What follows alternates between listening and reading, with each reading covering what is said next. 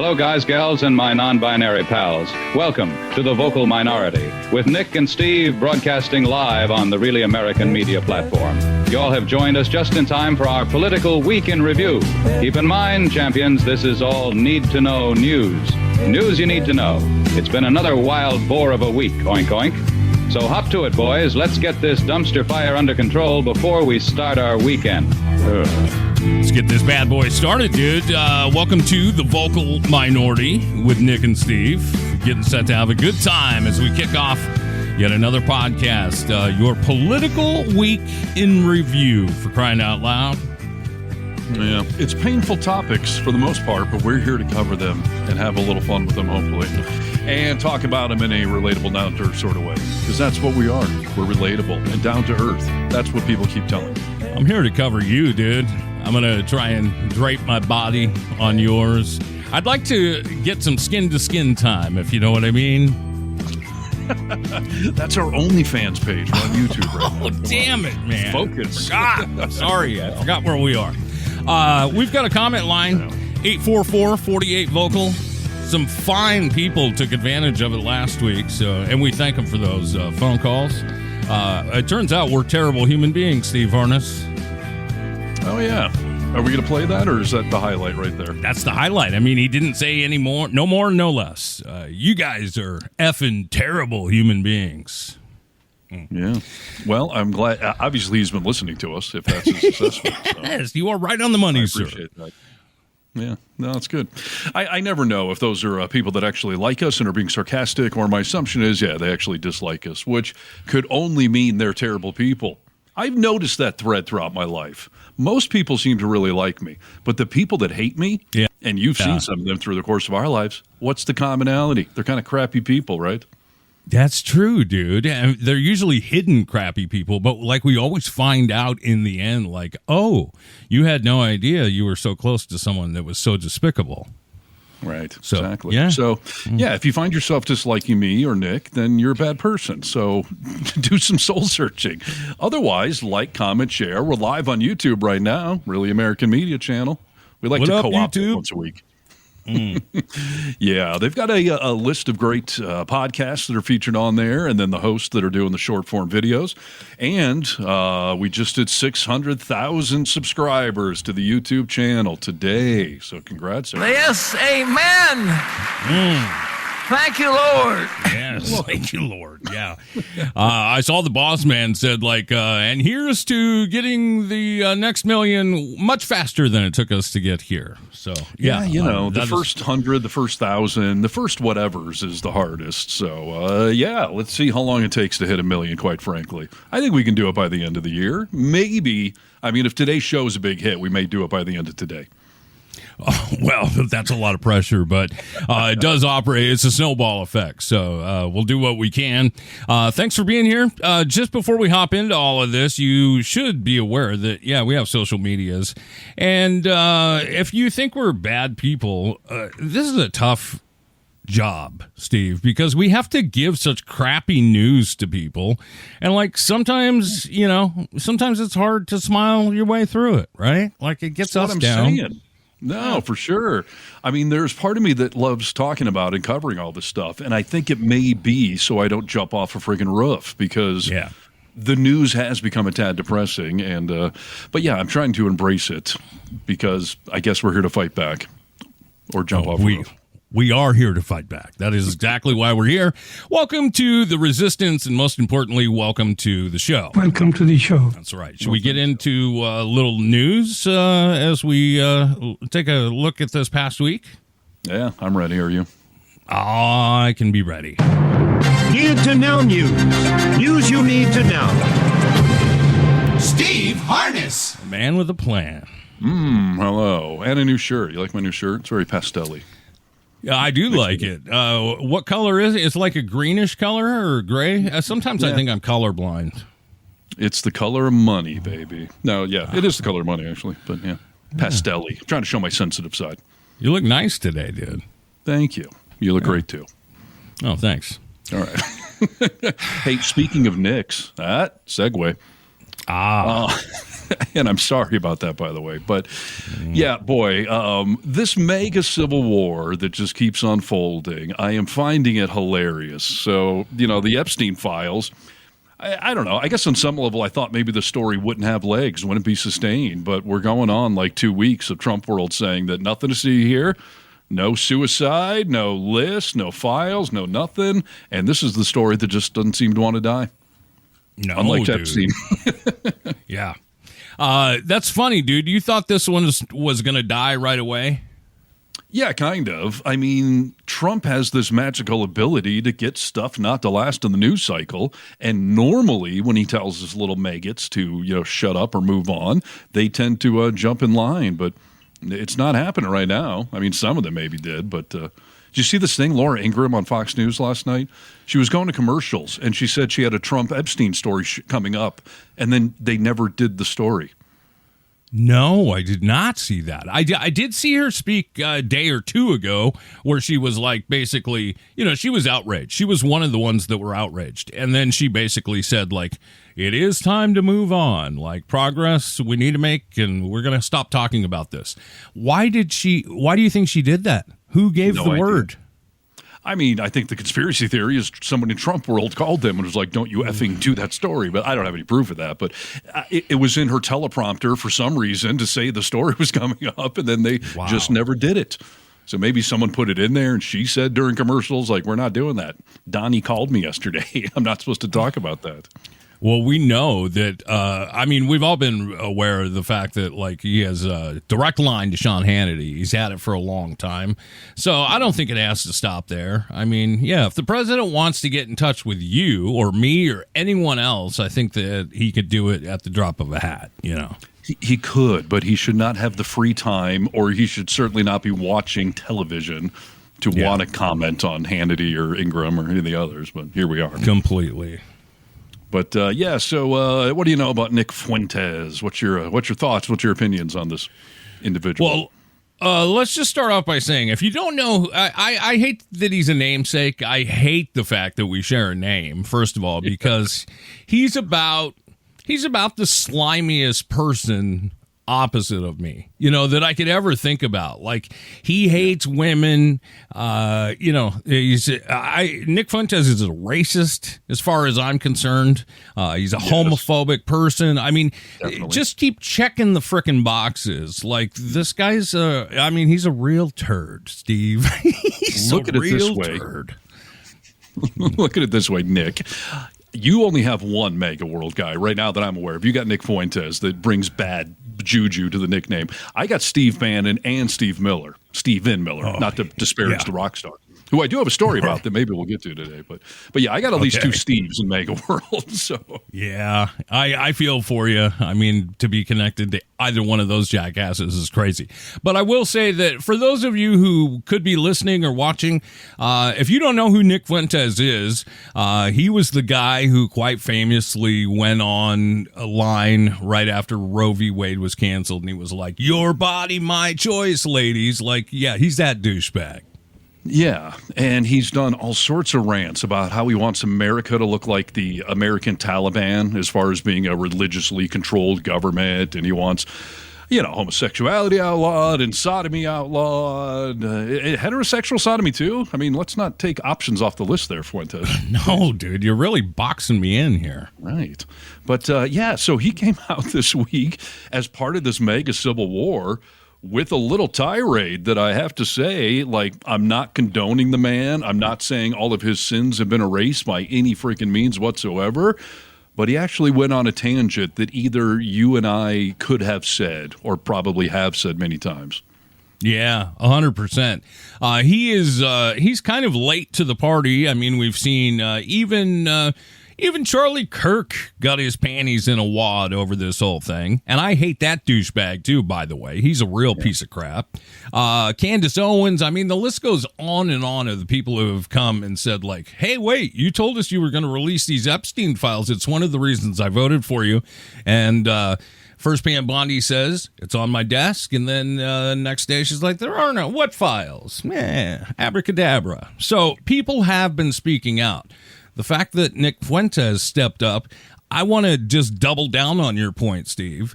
when we agree with these asshats like Elon Musk, I'm not agreeing like, oh, now they're saying what I like. I really like these people. No, I still think they're crap bags and everything else. But I want to point out that even a crap bag is right once in a while, right? Once in a while. Because I did a story for this on Really American this week, and I made a distinct point not to say that, like a broken clock, he's right twice a day, because that would imply he's right not only twice a day, but he's been right in the past, and I don't think he's ever been right before. So I got the video clip. Let me see if this is going to work, and then we'll watch and dissect. The Epstein cover-up. Oh, I don't want your support. You're a weakling. Fuck you. Fuck you. You suck. You are fat. You are a joke. You are stupid. You are not funny. You are not as smart as you think you are. You are, and honestly, and if you watch my show, I've been very critical. I've never been this far. This just goes to show this entire thing has been a scam.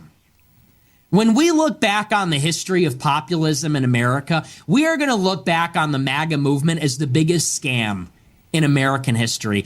And the liberals were right. What? The MAGA supporters were had. They were. Wow. That's something. I mean, spot on. Like there's nothing he said that's wrong there, in my opinion, No, I mean, that's the funniest part. I mean, it's kind of pathetic that this is what it took for him to see all that stuff. But, I mean, talk about going from 0 to 60. I mean, yeah, he's right. F you, he said to Trump twice. He said he was fat. He said he wasn't as smart as he thinks he is. He said he was not funny. And that MAGA will go down as the greatest scam in American political history. All of which is correct, but hallelujah. Thank you for taking your head out of your ass and finally seeing the light of day. Completely, dude. That's unbelievable only to hear it from him. I mean, we've been saying the same crap for a long time, right? But to hear it from him is like, oh my gosh, we so rarely see anyone from MAGA get information that actually sinks in. Sometimes we see a little hint of it, you know what I mean? But to have him speak that so plainly and clearly, it was just, the first time I watched it, my mouth was agape. I was just, I couldn't believe it. So it is funny to see all these people fall in line. He also went on to say in that same rant, he was like, the Democrats should annihilate MAGA. They should impeach Trump. They should ruin everything that's happening here.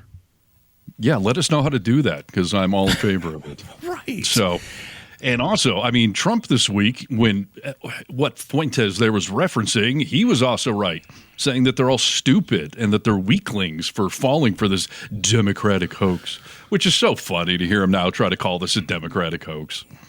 Oh, come on, dude. I mean, look, we have all the facts. We've talked about this already. This is gaslighting to the 100th degree. But yeah, to have Trump spin on his own base, he told you a long time ago, I love the poorly educated. He knew who you were back then, and he started to talk nice because you were doing exactly what he wanted. The minute that you just kind of start to move a little bit, you're losers and everything else. So, I mean, that's his true character. Yeah. It's funny to me how easily they all turned on each other. I know they aligned on so many things and that wall stood pretty strong, but boy, this one collapsed rather quickly. And talk about infighting. I mean, this is like you get in a skirmish with your wife and you're just like, you dumb like, whoa. Yes. I thought we were just having a disagreement here. Wow. That's a pent-up animosity. Completely. Everything that's going on the MAGA side right now is obviously fun for us to watch. There's so many people out there talking about, oh, the Democrats, you guys are all just cruel, wanting to see everything break apart and people be hurt and everything. I didn't conjure this up. Like, this is all karma coming around. She's a bitch. We told you. Right. What was your brother saying, your MAGA brother, when you said, like, hey, what do you think about the Epstein list? Is Trump on it? Or? This is what I always hear. When I talk to, there's not too many people that I love that are on this MAGA side. It's taken effort to try and look the other way on some of this stuff. But it's always the same thing with these people. They're always like, but what about Clinton? He was there. Like, I don't care. If Clinton was there, screw Bill Clinton. I don't care who is there. Obviously, anyone who's on that list, you're a terrible person. We're talking, however, about Trump right now. So, like, let's just keep the conversation here. Why are you trying to run away from it? Yeah, it's funny. I mean, Clinton looks like a bit of a skeleton, but yeah, they're trying to dig that skeleton out of the closet. As if any of us are talking about Bill Clinton anymore or holding him up as sort of a gold standard of something. Like, I don't care who's on that list. I mean, if Obama's on the list, which he's not, but I mean, if he were, fine, out him. Like, this is the difference between the two sides. They have this blind loyalty, don't ever convict, impeach, ask to resign, anything. Whereas Democrats, maybe almost too quickly sometimes, are like, no, if you're accused of something, let alone convicted of it, we're like, get the hell out of here. We don't want you anymore. Look at Al Franken in Minnesota. I mean, that poor guy didn't get convicted of anything. A mildly racy picture came out years ago. We immediately threw him out. Yeah, he was done. You're right. I mean, and that's how it should go, especially in politics. You could have other choices in your family and stuff like that, and I would understand it more. But as far as like our political leaders, people that we voted in to office to do certain things, when the scandal hits and there's proof right there, it's public opinion. I get to decide whether, I don't trust you anymore, or I think you're a real crap bag, or you're a pedophile, whatever you may be, but I'm going to judge you. You're on a stage of judgment. And speaking of Bill Clinton and Trump and MAGA world and all that, like, I remember we were in like high school, I guess, when Clinton got impeached, or maybe right after high school, but I remember thinking, like, boy, we take impeachment very seriously in this country because Clinton lied under oath about something that had nothing to do with the trial, politics. I mean, he lied about cheating on his wife, but he was under oath, so that's perjury, and they impeached him. And I just remember thinking, like, woof, boy, that's a low bar. So apparently we will impeach a president for any minorest of infractions. Yeah. And then fast forward to Trump, who's breaking actual laws, committing felonies, and we're like, man, he's doing it out in the open. I mean, he's not hiding his crypto or his, interfering with the Ukraine, lying about this, that, and the other thing. I mean, accusations of sexual assault, actual convictions for sexual assault. Like, man. Sure. Yeah. There's a guy who said he would sleep with his daughter if she wasn't his daughter. Like, I mean, we could talk about, everyone knows at this point what a meatball Trump is, but you're exactly right. Impeachment, I'm over impeachment, dude. I've never seen it do anything good. Like, all it seems to be is a stain on your reputation. Well, the problem with Clinton is the same thing that happened to Trump, is we did the first part of impeachment but didn't actually throw him out of office. I think that's where it stings and sets in, but that didn't happen. No. What do you think about Trump saying now that they should release the pertinent information on the Epstein Files? And apparently just today they went to the courts and asked them to unseal the grand jury testimony. So pertinent information. Why wouldn't you just do all of it? Because obviously, if we're going to let them decide what's pertinent, it might be every name except for one obvious one. Listen, dude, this is, I mean, now we're talking about this, right, as a country, and I'm forced to look into this a whole lot deeper than I did initially, and really want to.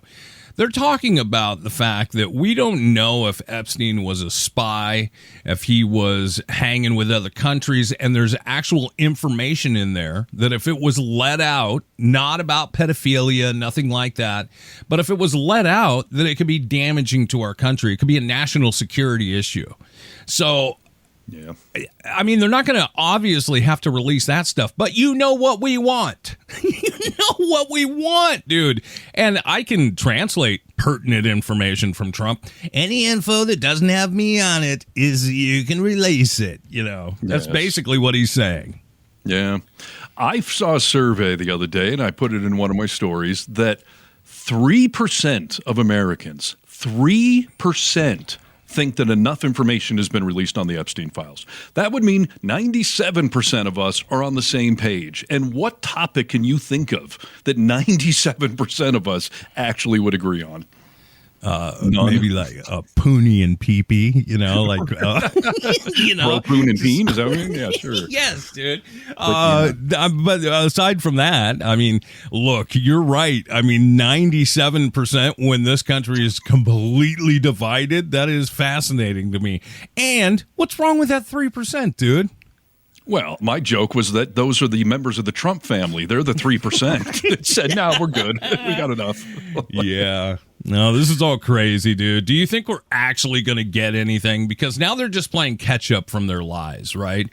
I don't believe anything you say. I don't believe anything you say. So no, that's the problem. Whatever comes out now, we're all going to assume you edited it, took something off of it. Now, if this grand jury testimony is truly unsealed, like from the court records, like that might be something, because we've already seen some testimony from people that have accused Trump in the Epstein thing of raping them, including a girl who was 13. Like, there's court testimony about that. Problem is, it was never corroborated. There was never went to fruition in trial, and that's why most of the media won't cover it, because it was an accusation and that was it.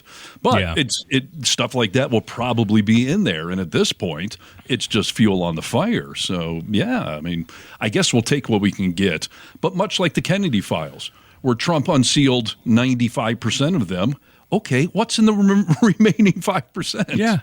Yeah, exactly. Don't tell us, why would you release it otherwise? Like, you're just giving us information that can't go anywhere. So just keep it at that point. It's all crazy, dude. Did you see his letter that they posted in the paper today? His letter, the birthday card thing, or what? Yeah, the birthday card thing. Yes, I find that hilarious. So first of all, I just breaking news alert that came in here.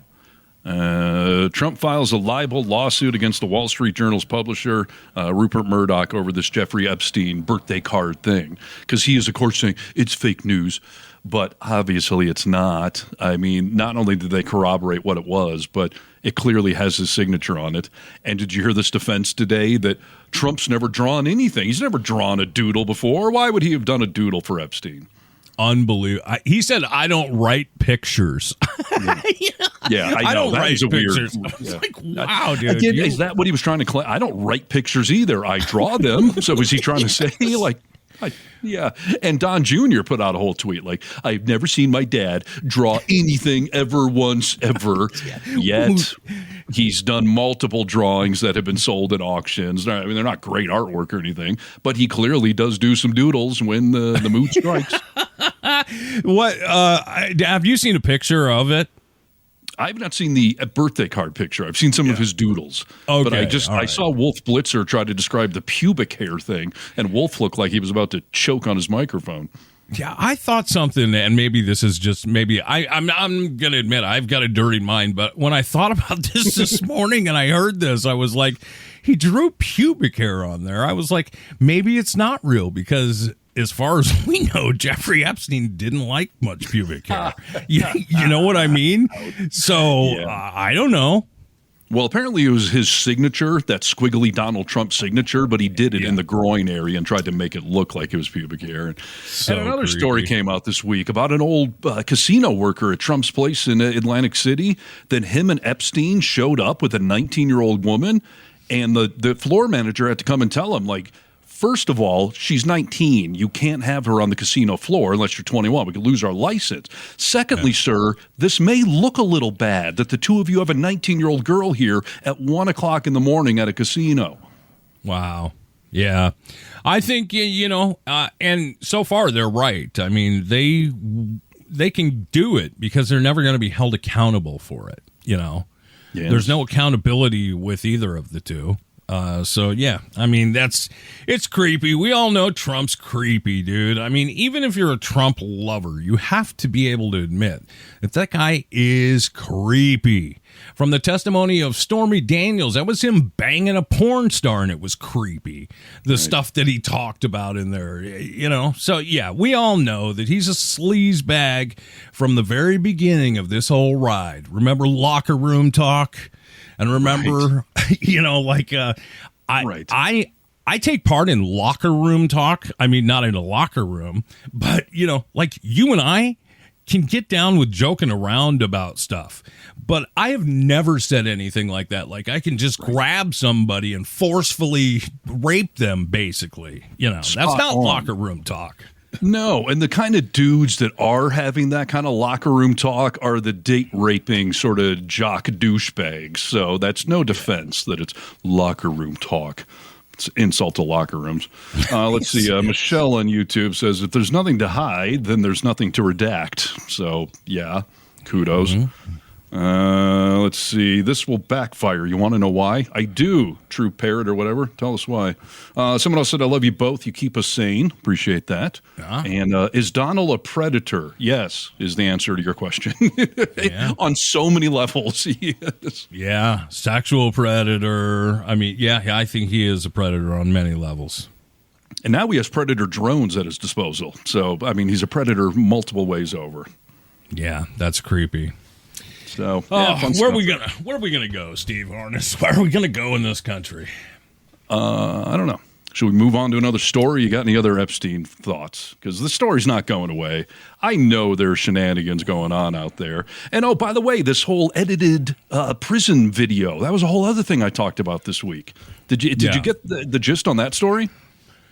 Well, I mean, what I had heard them say is that, there was just video. You're talking about the video that was missing in the prison videos? Well, there's two shady things. One, there's a minute missing, which they try to claim every night at 11:59, the prison security system resets itself and it never records that minute, which A, I don't believe that, but B, what kind of prison would have a system like that? So every night there's a 1 minute window where any shenanigans, it's like the purge for 1 minute every night in prison. Yes, yeah. But the other part was the metadata that some, forensic people analyzed. No, tell me about it, please. Well, so let me ask you this. If you were editing a video, because you and I both edit video all the time, if you saved your work 4 times in a 20-minute window, why would you do that? Why would you save your work multiple times in a 20-minute window? It's not a trick question. Okay, probably because my computer's crashed or I'm afraid I don't want to lose it. Bingo. Yes, you're doing edits and you don't want to lose them. That's why you save your work. Yeah. So the metadata shows that file was compiled from 2 sources, not from one, and that it was saved 4 times in a 23-minute window, I think it was. So they're claiming it's raw footage, yet it isn't. It's from 2 sources, but the end product is only 1 video shot, and there were edits done to it.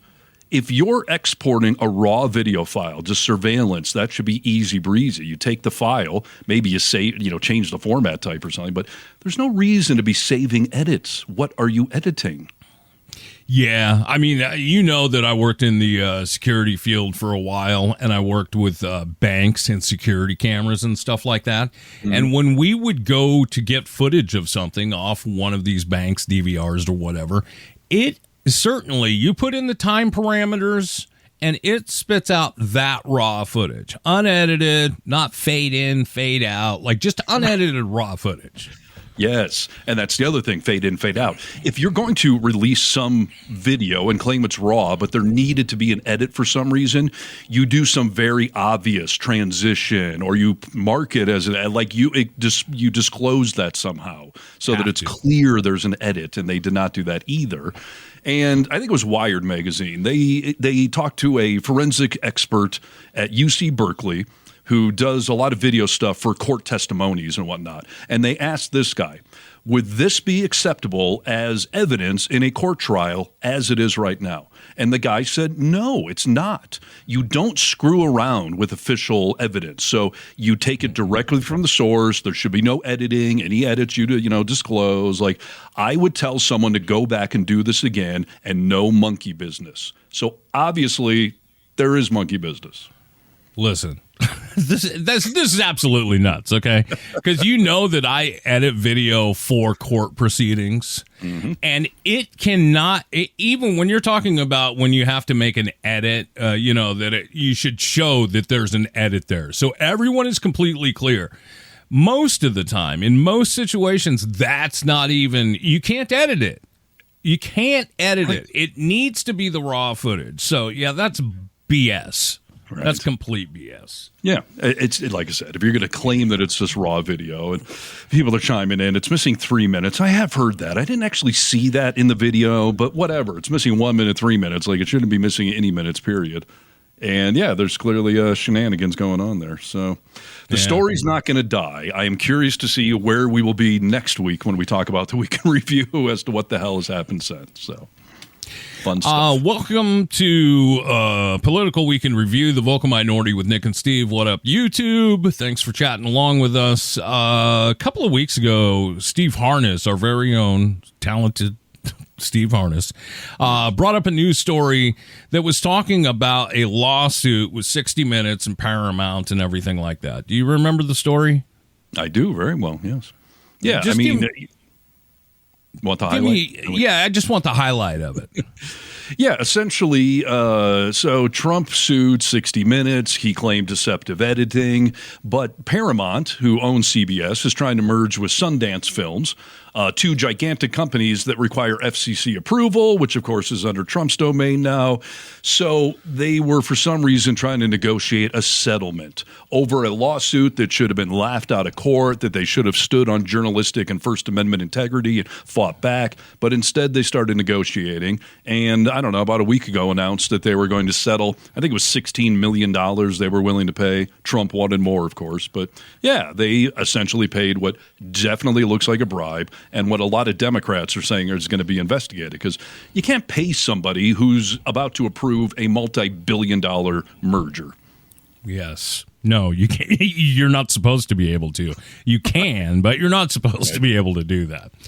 Well, some news hit TV last night, and I wonder if we can draw any parallels between the two of these things. Before we start the show, I want to let you know something that I found out just last night. Next year will be our last season. The network will be ending The Late Show in May. And...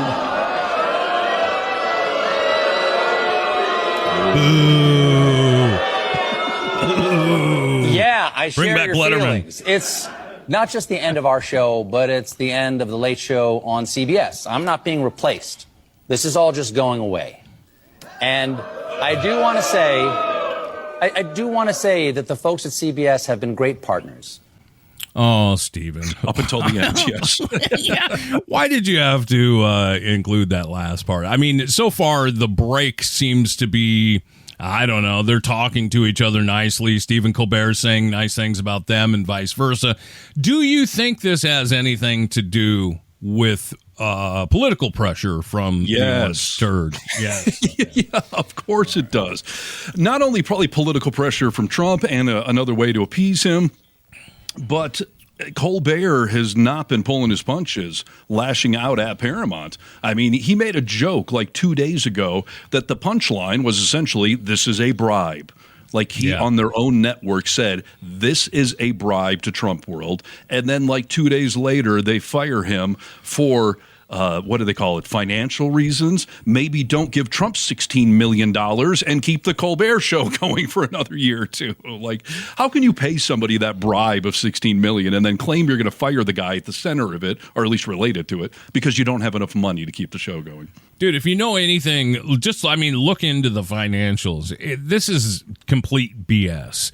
Okay, to take a institution of a show like this, that he was leading the ratings in all of late night talk at this point. And this is complete pressure from the orange meatball.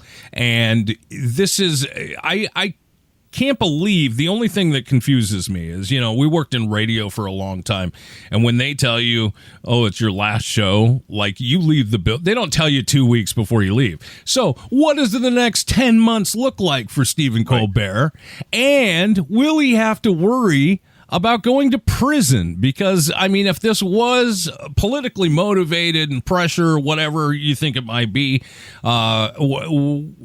where the powers are in 10 months is going to be a much different landscape than it is right now. So do you think he'll keep talking crap? Oh, heck yeah. I would assume he'll double and triple down. And why wouldn't he? And I love that you brought that point up because I just jotted a note, like firing in radio, because you and I know you don't fire someone and then let them stay on air. Because the microphone is the most dangerous piece of equipment at a radio station or a TV station, because now you can go on air and rant and rave. What do you care? You already lost your job. So I don't know what that move is about, to give him a 10-month heads up. And if they try to strangle him and, gag him and not let him talk about stuff, that's going to come out. And otherwise, I mean, you don't wind up the talent and set them loose on the airwaves. Yeah, it's unbelievable to me. So, I think this next 10 months, first of all, I don't think he'll last that long. I like Stephen Colbert a whole bunch, but I don't think he'll last that long because I don't think he's going to let up. I think he's going to keep doubling down on Trump. He's never pulled his punches with Trump. He's been one of the more honest. I mean, we've got Kimmel and we've got Colbert. They've both been honest about what a douchebag Trump is. Yeah. I don't really see Jimmy Fallon stepping into the same arena. You know what I mean? Not much. Seth Meyers does, though. He does a good job. Oh, yes, he does. Seth is great. And I've heard some people in the media today, like late night TV, it's not as profitable as it used to be. Well, then make it profitable. Like either pare down the staff or sell more sponsorships. Like go generate the money. Don't just tell me it just doesn't work anymore because somehow Fallon didn't get fired and Kimmel didn't get fired. Although Trump said today, I hear Kimmel's next. Like he did a little victory dance on Colbert, but Colbert will be fine. I mean, worst case, he's going to do what we're all doing. Go to the podcast, to the streaming world. Like overhead is way down and the viewership is way the hell up. So come on over to Really American Media there, Colbert. Yeah, maybe he'll go back to Comedy Central. I mean, there's going to be a late night show for him somewhere. The thing that's really interesting to me is maybe it's not as profitable as it used to be, late night TV. It's still profitable. And what are you going to put on reruns of the A-Team or something in its spot? Like what takes this the place of late night TV that could make anywhere close to the money that this makes? Yeah, absolutely. Somebody named Butt Hurts on here. That's a good name. He said, I guess I won't watch CBS anymore until Colbert is off the air. It was the only show I watched on CBS. So, yeah, I mean, that's a really valid point. There are so many TV shows that just aren't even worth watching anymore, but the original late-night comedy and commentary and stuff, that still is. So I don't know if he's going to end up on HBO or in the podcasting world or whatever, but he'll be just fine. So Trump's little victory lap that he got fired, ha, ha, ha, like – he's just going to go to another gig. Like he will live on and he will still be a thorn in Trump's side for years to come. And when Trump is either out of office or dead in the next 3 years with all this medical stuff now coming out, like Colbert will live on. Trump will not. Let me tell you, this is funny, dude, that, he commented on, taking Rosie O'Donnell's citizenship away from her, What the hell's that? That's a whole ball of wax we can get into another time. Here's what I want you to think about. He's had a decades-long feud with Rosie O'Donnell. The most, I don't dislike Rosie O'Donnell, but she's irrelevant at this point. She has been for a long time, and he has not been able to let this go. So he is definitely not going to let Stephen Colbert out of his talons. And, it'll be fun to see where it goes, because I don't think Stephen is worried about it at all. He'll just have to find another platform, like you said. But next 10 months should be fun. Yeah, and I'm curious to see what will happen, because there are members of Congress and the Senate today that have said, like, this should be investigated. This seems like it's either part of this bribe or, some sort of retaliation. But just announced today, the Writers Guild calling on New York Attorney General to investigate the Colbert cancellation as a Trump bribe. Yeah. The Guild, whose members include all the writers. I mean, it's part of the union for these kind of guys. Like, they're calling on New York's Attorney General, who is not a big fan of Trump, to look into this, because it does seem a little stinky. It does, dude, for sure. And, we all know how Letitia James operates. Like, I think it'll be thoroughly inspected, and she'll figure it out. Mm-hmm. The $16 million settlement came as Paramount works to complete a mega merger with fellow Hollywood giant Skydance. I said the deal was worth a few billion. It's worth $28 billion, yet they can't afford Colbert anymore. Yeah. Do you understand what $1 billion is, dude? I mean, have you been able to comprehend? I mean, it's nowhere near $1 million, right? Millions and billions. $1 billion? Yes, they can keep Stephen Colbert to do the Late Show. This is for another reason. So I hope she looks into it. I hope they find something. And he was like, I'm going to sue him as I've sued many. Yeah, that's nothing to be proud of, dude. I've never sued anybody. I'll tell you, and I'm 49 years old. I don't wear it as a badge of honor, but most normal people who operate under good circumstance don't usually have to sue a lot of people. Right. And you're married to a lawyer. You could get free legal representation and sue all day long. Yes, I could, dude. Jeez. So, yeah, I'm curious. What will the Attorney General of New York do? What will any of our elected officials do? And, we'll see where this goes. Someone on here saying I only watch Colbert on YouTube anyway. Like, that's a very valid point. I don't actually tune on CBS when I watch any of these people. It's all clips on social media. So forget the Ed Sullivan Theater. Just come on, do it. I'm in my freaking room at my house here. Like, I'm sure Colbert's got a spare room and can set up a studio and do the exact same freaking show. And he employs like 200 people, which is a lot, but keep 10, 20 writers or whatever you need and do your show. Profit margins will be way, way up, and you'll probably get more viewership. So, look what Conan was able to do, Yeah. Exactly. So, it'll happen. So, well, we'll see where it goes. Hey, as we start to dwindle the clock down, let's talk about health. I want to talk about Doogie Howser. I want to talk about real doctors and Trump's health, please. Okay. Yes. Do we want to talk about first of all, let's just say this. I'm going to play a video of Caroline Leavitt talking about Trump's health. People are concerned. People have been saying, his hands are bruised, his ankles are swollen, he's wearing a catheter, he's got something up his butt. So we're going to play her response, okay? On another note, I know that many in the media have been speculating about bruising on the president's hand and also swelling in the president's legs. So in the effort of transparency, the president wanted me to share a note from his physician with all of you today. In recent weeks, President Trump noted mild swelling in his lower legs. That doesn't look mild, just first and foremost. Like, that doesn't look mild, right?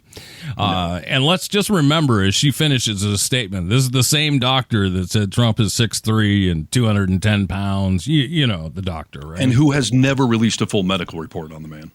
No. That's why I'm calling for Doogie Howser to take over as the White House official doctor, okay? All right, continue, Carol. Keeping with routine medical care and out of an abundance of caution, this concern was thoroughly evaluated by the White House medical unit. The president underwent a comprehensive examination, including diagnostic vascular studies.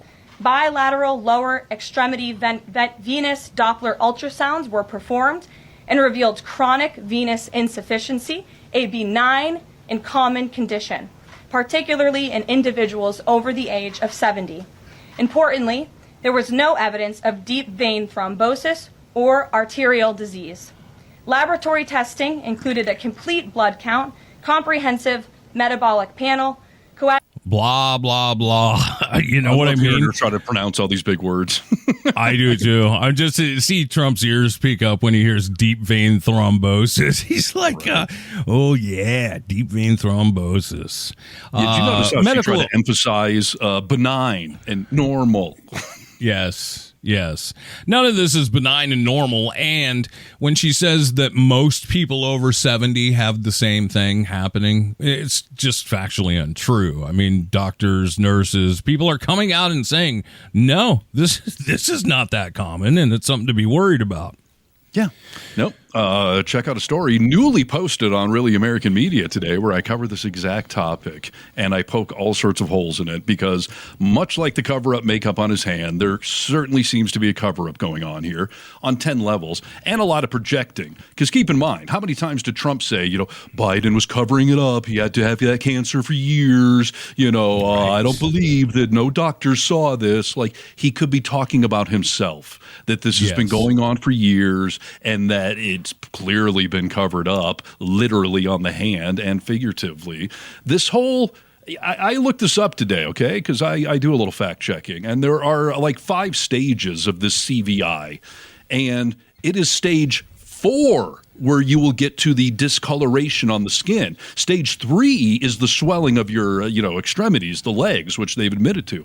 But you have to be at stage 4 to get to this discoloration. So they're claiming that when he had his physical 3 months ago, this didn't come up. So it's brand new within 3 months. Bull-loney. No. It's not, dude. Isn't stage 5 death? I mean, there's no stage 5, right? That's the truth.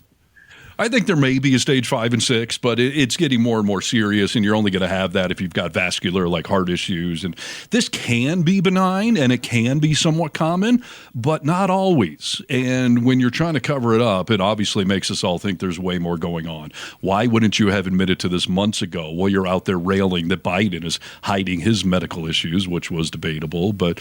yeah, this seems like an overt projecting and covering up going on. He's never admitted anything true about his health. I mean, this has obviously been happening for a while. We've been seeing the pictures of a supposed catheter in his pants and health officials making different statements on it. When you connect all the dots, they've kind of figured out what's going on here. But what happened to transparency, dude, in the medical conditions of a president? When I was thinking about this today, dude, I thought to myself, like, I obviously want to know, but I mean, I feel like we're in a situation right now where it wouldn't even matter because, hey, there's nothing we can do about it. And I don't think Congress, I don't think anyone would do anything about it. About him what? Hiding his medical information? Being very sick. I don't think it would say, like, you need to step aside, sir. J.D. Vance should come in here and start working this. Like, no one's going to do anything, so he doesn't even have to release his medical stuff. Yeah, no, there is the 25th Amendment where his cabinet could do that kind of thing, but you're right. They will not. Yeah. And they tried to say that the reason his hand is bruising is because of the aspirin he's on as part of this, vascular thing, because aspirin is a blood thinner. But it is the most low level of a blood thinner there is out there. And part of the story I did today featured a cardiologist talking about the fact that I have seen bruising like that in my patients, but only when they're on a heavy-duty blood thinner, not on aspirin.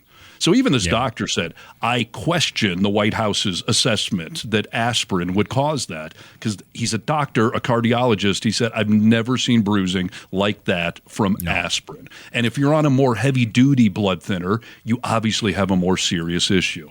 Yes. Dude, my mom is on that baby aspirin that she takes every day. I've never seen any bruises. I've never seen any swollen ankles on her. Like, I realize this happens to other people, but that's not the point of all of this. It's that not only now do we know that, I mean, we've known for a long time he's physically unhealthy, but now that we know that he's got actually something happening to him, and he's also mentally unhealthy. Like, this is really who's steering this bad boy right now, you know? So the story I did today on Really American, I ended it with something that I'm worried I'm going to get in a little trouble for, but I prefaced it like Secret Service. I'm not calling on his death. I'm not hoping for his death, but let's be real here. With the mental decline we're talking about, and we've seen, with these new health issues that have been announced, with his old statements about he doesn't believe in exercise because it wears down your internal battery, the fact that he eats McDonald's like it's going out of style, like, the man is not healthy. He is our second oldest president ever. Like, I think it is time for the Deadpool. I do not think he is living through the next 3 years of this presidency. So I made my official prediction today, 2026. Because that's how the Deadpool normally works. You pick a year. Yeah. I think 2026 is when, and again, Secret Service, not asking for it, wishing for it, of natural causes, I predict he will die next year. Well, I don't have much to say about that, but I do. Only one of us should be arrested. You're right. Right. Somebody's got to carry the torch, dude. But I support you. I'll say that, okay? Thank you. Well, when I'm in Guantanamo, make sure you go on, the national media and get us a little attention. Gosh, dude. I'm curious to see what the comments will be on there, and or if really American freaks out on me. I don't think it's wrong. We do Deadpool for everyone else. We do it for celebrities. I mean, I've been predicting Pete Davidson will die for years now. No one's arresting me for that. I'm just saying he's an old man with obvious health issues, a stressful job, a terrible lifestyle. I don't think it's inappropriate to predict the man cannot live much longer. Not that I want President Vance. No, just to be bipartisan, I think Bill Clinton's probably close on that list too. You know, so sure, yes. So no, that's a real story, and I'm curious to see where it goes because the man is falling apart. I mean, just literally and figuratively. We know he craps his pants regularly. We know he drifts mentally all the time. I love that he railed this week on Powell, the Fed chair, like, who appointed this guy? Like, you. So crazy, dude, that people don't look at that and think, oh my God, dude, he doesn't even know what he's done. You know what else we could talk about? This also relates to his mental decline. I don't know if it relates to him being a liar or just mental decline, but this happened earlier this week as well. My uncle was at MIT, one of the great professors, 51 years, whatever. He was the longest serving professor in the history of MIT, 3 degrees in nuclear, chemical, and math. That's a smart man. Kaczynski was one of his students. Do you know who Kaczynski was? There's very little difference between a madman and a genius. But Kaczynski, I said, what kind of a student was he, Uncle John, Dr. John Trump? He said, what kind of a student? And he said, seriously good. He said he'd go around correcting everybody, but he was 12. It didn't work out too well for him. Didn't work out too well. What the hell? It didn't. Where the hell did he pull that story from? Because it's 100% untrue. First of all, Ted Kaczynski, the Unabomber, did not go to MIT, period. But Trump's uncle died in like 1985. We didn't find out who the Unabomber was until 1996. So his uncle, even if somehow he crossed paths with him, could not have possibly known he was the Unabomber. So that story is just 1,000% wrong. It's 1,000% fake. I don't know why he would even. It's like the whole Hannibal Lecter thing. You know, he's a nice guy. He wants to have you for dinner. You know, like he likes talking about these weird frickin' things. But yeah, you're right. I mean, he was Kaczynski was a recluse in Montana prior to him being captured. So, like, there's no chance in hell that any of that is true. No. I feel like Trump is that guy at the bar that just tells baloney stories because when you're sitting at the bar with 3 dudes, no one's fact-checking it or has any way to know, but he goes on international media and tells stories like that are just insanely false and wrong. And does he know that it's wrong, or is he that mentally declined that somehow he thinks my uncle knew the Unabomber? Yeah, I don't know. I mean, I think that, you know, we've talked about this before, that when you lie to yourself enough, like you start believing your own stuff. So maybe he does. I mean, but he's obviously crazy. Caroline Leavitt was called out on, and they were like, hey, they said everything we just said. They asked Caroline Leavitt, and she was like, he does have a letter from his uncle sitting in the Oval Office, and maybe I'll show it to you someday. He was a very smart man, and the president's proud of him. Didn't mention a word in her answer about Kaczynski. It was like the we weren't disputing that you have an uncle that was a professor. That's not the question. Like, we know. And she just moved on. And gosh, whenever that happens, I would demand, that's why I'm not there. I would stand up and I say, you didn't answer the question. Like, I don't know how they're able to get away with it. It just infuriates me. Do you have any level of sympathy for her for having one of the worst jobs on the planet? No, I think she loves it, dude. I think she loves that job. I think she is a little butt girl. I have no sympathy for her whatsoever. Yeah, propaganda Barbie. Some people are chiming in on my comment about the Deadpool. Somebody wants to know when next year so they can plan a party. I'm going to say February. So he'll do it during my birthday month. I don't have any hard evidence on that, but it would certainly make for it. That'll be my 50th birthday, by the way. What a gift would that be? What a gift, dude. Yeah. Okay. Well, let's put it. You got to write it down, dude, so we can revisit this. Oh, it's all documented, and I'm sure the court transcripts will back all of this up as well. So okay. Yes. Someone said Trump is more of a Timothy McVeigh than a Unabomber. Yeah, that's probably fair. He's more of a John Wayne Gacy, dude. Yeah, right. We only have a few minutes left. Part of me wants to end on sort of an upbeat story, but what else do you got? We can end on an upbeat story. I mean, I don't have anything upbeat, so if you have something, please take the wheel. I do. So it felt so good this week. I did a story on Really American about Barack and Michelle Obama. And the fact that these wild divorce rumors have finally been shot in the head. But a couple of things. One, it just felt so good to do a story about the Obamas and to listen to them talk intelligently and show their love and affection for each other. Michelle never swatted Barack's hand away or something. They were seen together in the same room. Like, it was just so good to cover the Obamas again. Dude, you know, let's talk about Trump and Melania. Like, you can obviously tell that she is disgusted with that poopy pants, disgusting man of a human being.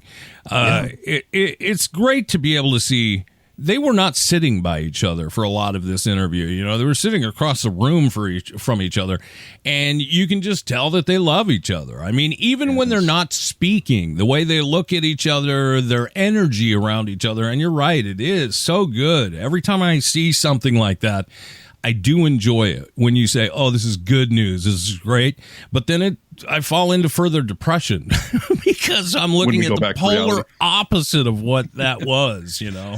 Yeah. I mean, it's no wonder we need a little presidential palate cleanser to see a couple that actually care about each other and, you know, could display love. And yes, how preposterous. I think I have spent more nights at the White House in the last 6 months than Melania Trump has. I mean, it is so clear. I don't know if he's got just some ransom on her. He's holding her puppy hostage somewhere. Like, she wants nothing to do with the White House, with the public eye. She hardly ever sees the man. And there's a zillion videos of her swatting his hand away and avoiding his kiss, like when you're kissing your grandma or something. I was like, ugh, like, okay. Think about the fact, dude, I don't know if it's like this anymore, but when you and I grew up and when our parents grew up, everyone talked about, like, oh, when you're a kid, I mean, one of the dreams is like, even you could be president someday. And, like, there were people that aspired to that because it was something to look up to, you know? Do kids still want to be the president? I don't know if that's true or not.